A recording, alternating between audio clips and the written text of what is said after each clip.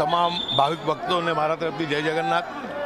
આજે જગન્નાથ ભગવાનની 149મી રથયાત્રા રંગે ચંગે શાહપુર વિસ્તારમાંથી પસાર થઈ। એ સમયે પરંપરાગત છેલ્લા લગભગ 38 વર્ષથી અમે મહંતશ્રીનું અને રથોનું અમે સન્માન અને સ્વાગત કરીએ છીએ।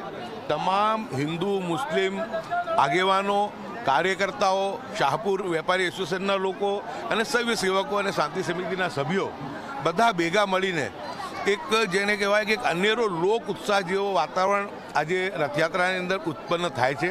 અમારા માટે તો એક બહુ અનેરો દિવસ હોય છે કે રથયાત્રાના દિવસે જે અહીંયા અમારે ત્યાં જે દાયકાઓથી અમે જ્યારે સાથે રહ્યા એ લોકો કોઈને કોઈ કારણે સુખી થયા, કાંક અશાંત પરિસ્થિતિના પરિણામે લોકોએ સ્થળાંતર કર્યું, પરંતુ વર્ષમાં એક દિવસ એવો હોય છે એ પવિત્ર રથયાત્રાનો કે એ દિવસે અમે અમારા પરંપરાગત જે જૂના જે અમારા પાડોશીઓ હતા, જેમની સાથે અમે બાળપણ વાગોળ્યું હતું, એ તમામ લોકોના પણ આજે અમને એકબીજાના દર્શન થાય છે।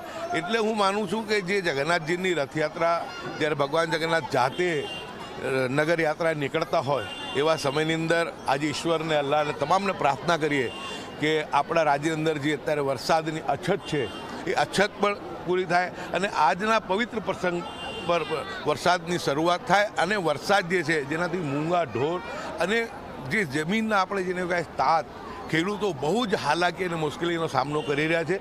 તો આજના પવિત્ર પ્રસંગે આજે આપણે ઈશ્વરને એ જ પ્રાર્થના કરીએ કે જબરદસ્ત રીતે વરસાદ થાય, લોકોને પાણી, પીવાના પાણીની, સિંચાઈના પાણીની, ખેતીમાં કોઈ પ્રશ્ન ના થાય અને રાજ્યની જે હમણાં આપણે જોઈએ ઘણા લાંબા સમયથી કે જે એકતા ભાઈચારાનો માહોલ છે। એક સમય હતો કે જ્યારે શાહપુર દરિયાપુરમાં રથયાત્રા આવે ત્યારે સૌના જીવ ઉચ્ચાર થઈ જતા હતા। અહીંયા જનતા કર્ફ્યુ સુધી રાખવાની જરૂર પડતી હતી, પરંતુ ઘણા લાંબા સમયથી હિન્દુ મુસ્લિમ તમામ ભેગા મળીને, તમામ પક્ષના લોકોએ સાથે મળીને શાહપુરની શાનને વધારી છે।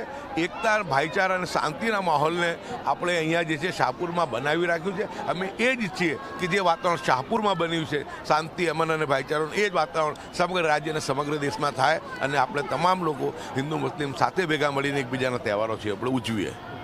હિન્દી